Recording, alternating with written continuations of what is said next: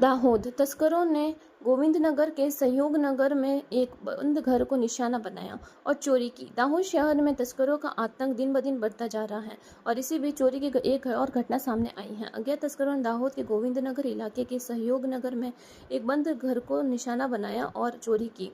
परिवार शहर से बाहर गया था और तस्करों ने मौका पाकर चोरी की। मिली जानकारी के अनुसार सहयोगनगर इलाके में रहने वाला एक परिवार किसी काम से शहर से बाहर गया था। घर बंद होने का फायदा उठाते हुए अज्ञात चोर घर में घुसे कीमती सामान चुराया और फरार हो गए। पुलिस और एलसीबी की टीम मौके पर पहुंची। जब आसपास के लोगों या परिवार की चोरी की इस घटना के बारे में पता चला तो तुरंत पुलिस को सूचना दी गई।